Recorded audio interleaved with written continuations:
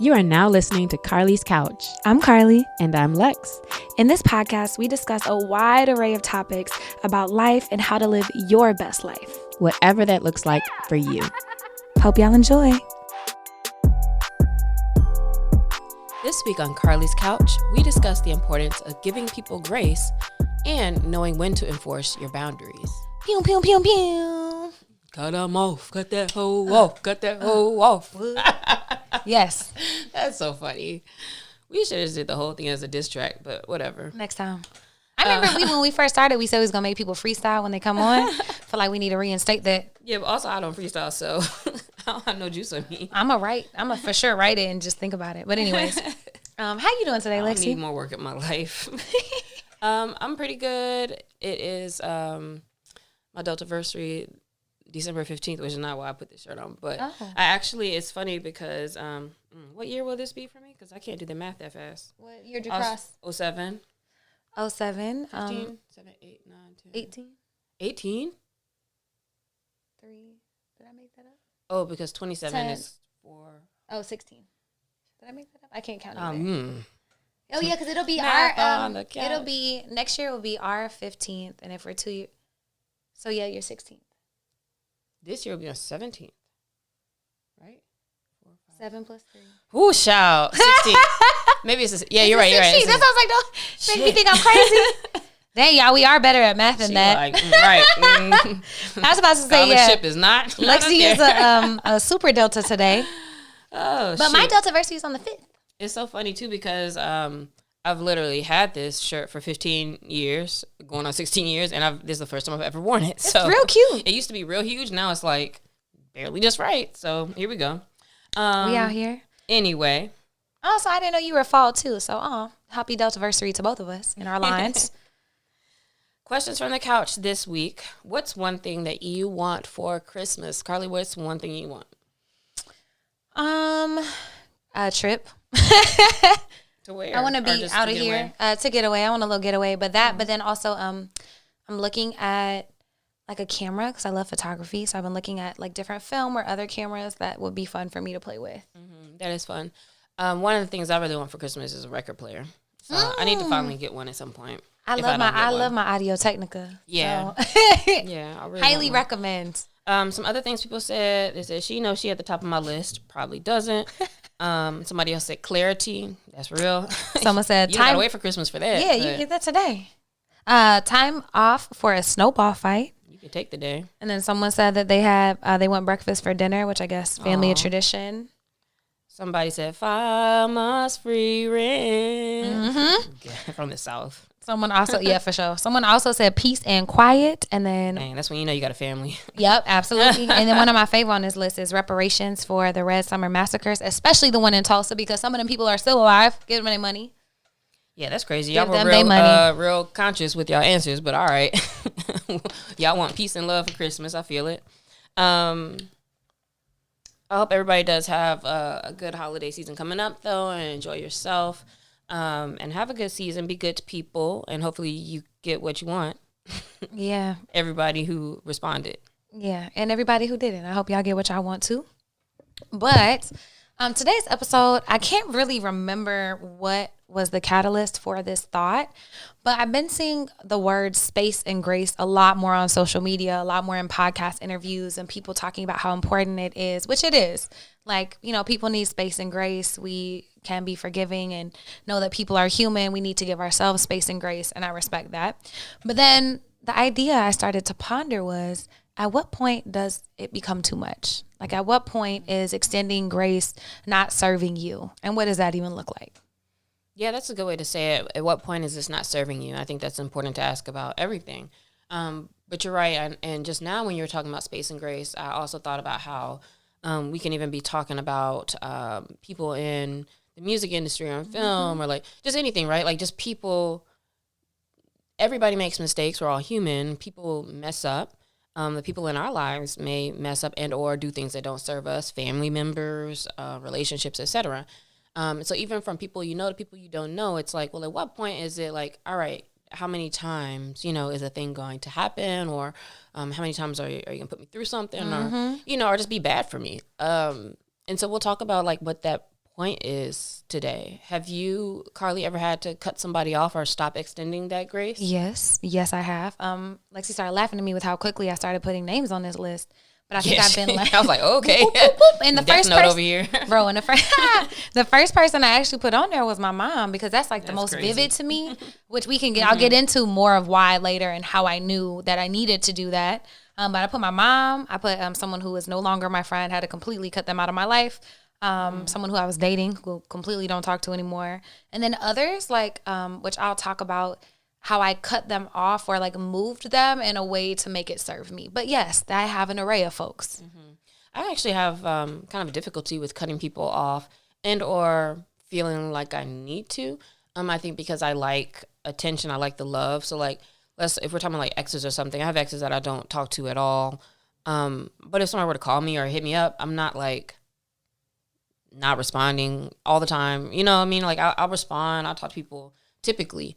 But right now, there's only one person I can think of that I have had to cut off, which was a colleague with work. And they were just so toxic, and just, I felt like I had gave them so many chances, and not even chances. I wasn't necessarily looking for it to change, but I let the cycle keep going a zillion times. And then it was just like, finally, even with that though, it had to be forced. Like it was forced that, when they were dropped from or finished their contract with the client, then I did not have to talk to them. And then I decided, let me not talk to them at all again. And so even with that, like it was something that kind of made that happen. So I think it's hard for me. I think I have a thing where I don't like feeling like the bad guy, or I don't want somebody to think I'm the bad guy, even though they probably already do. And so I don't tend to like cut people off that way. Yeah, that's a good thought. And I think that is one of the things that keeps people in these cycles, right? But I heard a quote from Viola Davis, which if y'all have not read her or listened to her book, it's phenomenal. She's great, and she narrates it, so shout out to her. But she said, you have to get comfortable with disappointing other people. You have to learn how to enjoy that, because if not, you'll spend your lifetime disappointing yourself. Yeah, that's and real. I'm like, woo, because every time you are like done with the situation or decide to enforce your boundaries or whatever, it's always that feeling of like, or most of the time I would say, of I should have did this, before, or I wasn't happy. But it's tough because I'll also find myself being able to say like, I'm not happy with this person, and I still don't want them to not like me though, you know? So like, it can be difficult, but very necessary. Yeah, and I feel like every time you cross your own boundaries, or every time you let people cross them, and you just don't have that confidence in yourself, it starts to whittle away.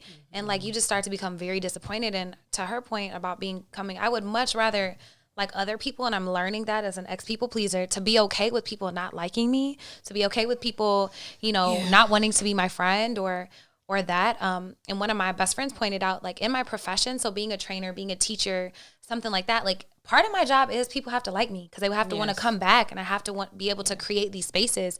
And so I've noticed like in me learning my boundaries, like I'm able to honor that and that part of my job without it being too much to where I like allow people to cross my boundaries and disrespect me or whatever, which also doesn't happen as much. All these cutoffs I've been talking about were quite a ways ago in my journey, most of them, except for one. But I still think it's a great lesson for us to learn our own breaking points and our own like no-goes. Yes. Does it feel like we tend to wait too long? Do you feel like in your situations you waited too long? I mean, and not that there's ever a point where it's maybe too far gone, but did you let it go too far? Oh, for sure. I would say in romantic relationships, unequivocally yes, embarrassingly yes. That's so crazy. But I also feel like I'm learning to appreciate that I didn't, because now I have more like forgiveness for myself and like why I would let things go on and what I was looking for. Like I understand myself better, so it's less judgment. But then also like now I know I ain't never doing that shit again. Like, yeah, I think that's fair. Like one thing about me, like my therapist will say this too. She's like, I'm never worried about you being aware, because I'll be so aware of like, even if I feel some kind of way about somebody else, like I know I contributed this, or this is what I'm doing, or I know this is what I want to get out of something, or, whatever it is, right? So you could be aware that something's not quite right, but it's still like, it's your issue. Like if you need to cut somebody off, or there's some type of a breaking point where you're finally deciding this is not good for me. And so based off of what I was saying earlier about cutting that colleague off, I guess I'm probably really bad with boundaries, actually. If I really thought about it, probably I'm really bad with it, because the only reason not the only reason, but what made that happen is the fact that, well, I didn't have to work with them anymore. So now it's easy for me to enforce this moving forward, or to make the decision, like, let me not work again. Because has come up where she even had hit me up one time and saying, hey, let me tell you about this project. I would feel like a hater if I didn't tell you about this. And I didn't say anything at all. But there is something about those romantic relationships where, like, as soon as you get a little bit of a crumb or something, you kind of, like, in your mind, it's like you want to have not been wrong or made a bad decision. Or, like, so many things that's about us. And so realizing that, I think, is helpful, like, that it can be a you thing. And a lot of times we're judging ourselves more than it's necessarily about judging the other person. Man, and I think that, like, I'm so glad you said that, because that is what it is. And those are the reasons that we do hold on to these things for so long. So it's like, you do like people, you want to see them try. You don't want sunk costs. Like, man, we've been trying to make this work for 8 years. I don't want to waste 8 years, but it's like, you probably going to waste another 8 thinking like that, to be honest. But then I also want to say, like, our attachments to how we want to appear to other people, or the power we want to hold in their lives, or how we want to show up, also keep us in these situations. Like, you want to be the good person. You want to be person that holds them down. You want to be this. And so you're doing all the things to try to keep up this appearance. But when you're really not respecting what you need, what you want, and yourself in this situation. Yeah. So this is all about respecting ourselves. So with you, how did you get to a breaking point where you're like, you know what, I know I have to choose myself, or choose to not be in contact or whatever anymore? Yeah, and I'll go through, because I think they're all different points, but also all important. So one, my mom, and it wasn't like it wasn't nothing like that. I was like, look, I love you. You're not respecting my boundaries, and until you do, I will not talk to you. Because every time she talked to me, she would keep trying to make me, like, so I'm parentified, which we'll talk about in another episode, was kind of like where I took the role of a caregiver / parent in our relationship. And she kept trying to get me to help her solve and do stuff that was not my responsibility. And I had, like, grown to a point in my own healing where I realized that is not my shit. It's your shit. And you need to take care of it. Stop coming to me with that. And it's not that I don't care about you, but it's like, I care about myself. So I had to tell her, like, until you learn how to respect my boundaries and what I need, and listen to me, and stop coming with, well, I'm your mom, I don't have to do anything. And I love you very much, but no. And then so I didn't talk to her for probably like 3 months. And then she came back and she was like, I'm so sorry. You're right. She's like, I have terrible boundaries, and my feelings got hurt when you did yours. She was like, but me doing that inspired her to have better boundaries and improved all of her relationships. So look at that. That's happened to me too. Wow. But yeah, other people enforce boundaries for you, and you're like, oh damn, that's powerful actually. But it's so hard though. I don't know. It's so terrible. Tough. And I felt like a terrible daughter. I ain't gonna hold you. Every time, and one of my aunties was like, it's rude how you're not talking to your mom. And I was like, it'd be cute if you were my mom, but you're not, so we're not talking about this. Yeah. But like, other people, like, judgment, I had to, like, let go of how I felt my family was gonna feel I was, because it's not about them. Okay, so that's that one. Another one is a friend who, like, I don't know, we just didn't, like, it was one of those relationships that have just been around so long that they were still in your life, but you're really not pouring into each other or growing. It's just, they've just been kind of there. And just kind of, like, let that phase out of our life. Like, I stopped doing things I didn't want to do, like go out, go to clubs, go do all that, which sounds silly, but, like, we've been friends since college, and that was a lot of pressure all the time, because I don't want to do those. And I very much listened to how I feel, and they couldn't respect that. And so we just kind of, like, I set boundaries, and then we ended up really not being friends. But the other one, so I think another reason why people stay in situations longer than they should and don't have boundaries and think about grace and space is by necessity. And what I mean is, like, one girl, I was actually living on her couch, not my best friend, but someone else. And so I didn't think, like, there was a lot of things that she was doing that I felt like I kind of had to, because I ain't had nowhere to live at the moment. And so I put up with a lot more than I normally would have. But then she touched you. No, not like that. Oh, girl, not like that. I'm talking about just so she was like she was a succubus, which is like an energy vampire type of person. Oof, so every time we were talking, it was always, woe is me, and oh my God, this guy did this. But we would talk about it, but she would never make changes. And it was like, you're just sucking my energy. But then also, like, it just was a very lopsided, energetic relationship. So not touching me, I would have whooped her ass, but it was like other stuff. I was about to say, because just sorry to interrupt. Side note, a lot of people find themselves in those positions, like when they're, like, don't have nowhere to stay or whatever, and then they feel like they got to do stuff. And all Oh that. yeah, no, not like that. No, I was very much fine like that. But she also had some beliefs in life like that I do not like put up with, and so I think that that's another boundary too. If you recognize that your values are not aligned with somebody, and yeah, so we are not friends because of that. And then like one of my exes, so I'm actually like moderately cool with a couple of my exes. I don't have that many. I have like four to five really solid, like actually dated and stuff exes, but one of them I completely stopped talking to because he always kept trying to push for us to get back together, just wanted to be with me, and like, you're not really my friend.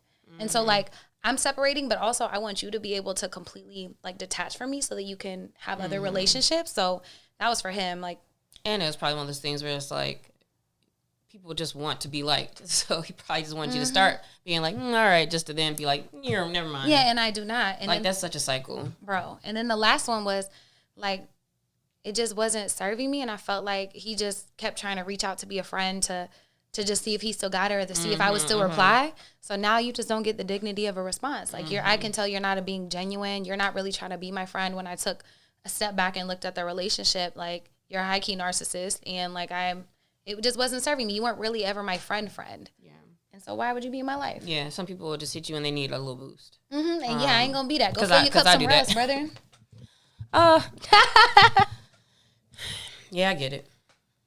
I feel it. You got touched. Yeah, that's because that's not it.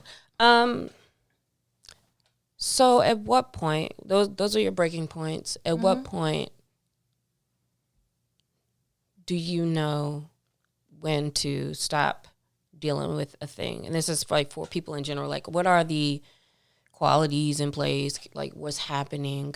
So for example, one thing I think is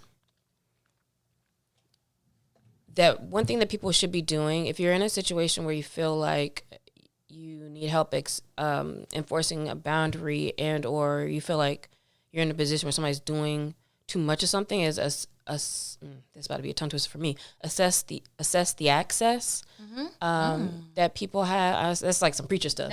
Assess the access. Makes it easier to say though. Right. That's how I should have said it. TD Jakes it. But by that is like, okay, and that's sometimes you need to think about what do you need to do for yourself. So like, Carlie was in a situation with a roommate, and it's like, okay, what do I need to do to get my money up, or to find a spot, or to like make moves, or whatever. If I'm in a place where somebody has access to me, and like, I feel like I have to be here right now. So you have to you're kind of putting yourself in a place to deal with something. So you may have to figure out, what do you need to do to be in a space where you may not feel that you need this person or have to be around them. That may be about finding a different job. If it's like a coworker or like a boss who's being inappropriate, or something happening, they're not respecting you or whatever, like getting yourself out of situations. And those are things that are about you making a move. But like she said, with her family, or sometimes there's folks in your life where they are there and they may be reaching out to you, or expecting you to be reaching out to them regularly, and you feel like you just have to stop. And so changing people's accessibility can be difficult, but that may be on you to like move somewhere else, or figure out what you need to do to be in a position to have more options. Yeah, and to have power, like to be able to do that. So in the situation, in that situation with like, I was living with someone, didn't really have my cookies up to get my own spot like that. I just like would start working. Like I would stay out longer working. So to limit the time I would have to see her, and like, you know what I'm saying? Like you really, like, if you can't completely up and leave a situation, cause sometimes you can't, right? Like I just changed it, where I would tell her like, hey, I don't really feel like talking about that today. Like, just my own little boundaries and things I felt like I could do. So I think that that's important, but I think some questions to ask yourself if you do feel like, there might be some situations like that. Like, is this relationship serving me, or is this thing serving me? Because that's always important. And then is it that they don't need to be in my life, or maybe I just need to change their access, like take them off of VIP and put, like, I can love you, but from over there, because I have a lot of people like that in my life, and some family too. Like, I love you so much, but from over there, like, you can't get access to my day to day. Like, if it's like layers of a cake, like, I'm the only person on the top tier with myself. The next person is like partner, best friend, so-and-so, next tier. Like, what tier do people need to be on in your life? Because rearranging them could make all the difference in the world without actually having to cut people off. But the hardest people to cut off that we do need to sometimes are people that we give a top layer. So like it may be that partner or somebody close to you where, and maybe it's because of your own growth, like you just start to realize, maybe there's been a separation, and or sometimes it's just, you're just, like you said at the beginning, it's just hard to let it go once you do see something and you kind of already know, but like you just keep going. So that's what makes it hard, is because they're at the top sometimes. And yet it's still important. Maybe we need to take a bigger slice of the me level for a minute, until we realize like that's something that we don't need. And sometimes it's the hardest thing is just making the decision, because once you do, you can feel so much freer or feel good. You said when you cut your mom off, you felt like a bad daughter, and that makes sense. Like it makes sense to feel guilty and not feel good, feel like a bunch of things. And yet what you got out of it, the results seem to have been worth at least you trying that for yourself and for her to see that example as well. So I think doing what's best for you is always going to be the best thing, even when it's uncomfortable. And it is so uncomfortable. That's what makes it hard. So you have to, what was the Viola quote? You have to be okay disappointing people. Yeah, to not disappoint yourself. And recognize that you don't need to be disappointed with yourself because a relationship has not worked out in whatever way. And that could be family, girlfriend, whoever. Like you can be okay recognizing that issues, problems, things not working out is all part of this thing. So if it's not serving you, then cut it out. Or just try it. Just cut it out. Yeah, just try it and practice with small boundaries first and then work up towards big ones. Try to remove yourself from places. But then also, if you do find yourself holding on to a situation that you should let go, because we have been there, we'll be there, whatever, is asking yourself, what am I really looking for? Why this person? Why this thing? What am I getting from this that makes me feel like I still need it? Because then if you can give yourself whatever you're looking for in other ways, it might be easier to let some of that stuff go. And I think this might be saying the same thing, but I'll ask, whatever they're doing, I'll ask, why do I want them to ignore me? Or, why do I want them to dump onto me? What am I getting out of that? Because maybe sometimes you'll feel like, oh, that makes me feel like I'm needed or important. But it drains me. And so, that's not worth it. You have to kind of really be real with yourself about, what you want is what you're getting, if that makes sense. So it's why do I want somebody to do that thing? And then that helps you kind of assess yourself. And I think that's the biggest piece, right? Because a lot of people I didn't ask them to abuse. I didn't ask them to use me or to do that. But it's okay, well, what are you're looking for that validation? Anybody else, they would just be nah. Yeah, exactly. Or they would have cut. Yeah, but you're allowing these things, and I think that is really uncomfortable sometimes to recognize the things that we have grown to allow, the things that we have grown to need. And so this process isn't easy, but it's so worth it in feeling lighter, and then also being in a space you want to be in with the people who need to be there. And not just carrying around all these extra folks or extra opinions or extra relationships just because it's either what you've always done, you don't want to be disappointed, don't want people to whatever, judge you for. And it's all about self-exploration and figuring out what you need and how to meet those needs. Yes. Last week we talked about feeling, and now it's so important to feel good in life. And you can feel happiness and joy in your relationships as well. So this week you can think about, in what spaces does it not feel good? Or where are you allowing people to do things and you don't really feel good, but they're there, or you're going through with it? And just do that kind of an assessment. If there is any place where you need to enforce boundaries. I'm not saying necessarily how many people can you cut off this week? Because we know all them tweets is coming at the end of the year about people not making it to 2024 and all that. But won't be here till 2025. But think about, where those spaces are where this isn't really necessary. And you can just, Carlie had an example earlier, you can just kind of start to fall back. You don't have to, sometimes I'll do the, where it's somebody texts me and it's I don't want to answer this right now. I can't think about this. I don't want to answer this. And it's okay. Somebody yesterday had texted me and was are you in town, Lex? And I just didn't even look at it. I didn't answer it because I'm they about to ask me for something. I don't got the capacity. Yeah. Or sometimes you never know, because sometimes somebody might be hey, you want to hang out, whatever. But it's either way, I don't have the capacity. And it's I actually don't have to answer this right now. So, but being on the other side, if this was somebody who was a super, super close friend, and it's well, you never answer me, that's also something to talk about from your side as well, from both sides, so you can understand how, you may need different access, or you may have different wants and needs in the relationship. So depending on how important that relationship is, you can talk about those things. And or you can just be enforcing and let those things come up when they come up. But at least you'll do your part by enforcing your own boundaries. And you have to know what you need and do that self-assessment, but then own your power in those spaces. Like, I think that can be such a fun thing to shape your life in a way that best serves you. And knowing that we don't have to do things like traditionally or how you always have just because that's the way you've always done them. Like, you can wake up tomorrow and choose to do everything differently, and that can be a very beautiful thing. Yes. So look at that this week. Have a great week, and we will see you.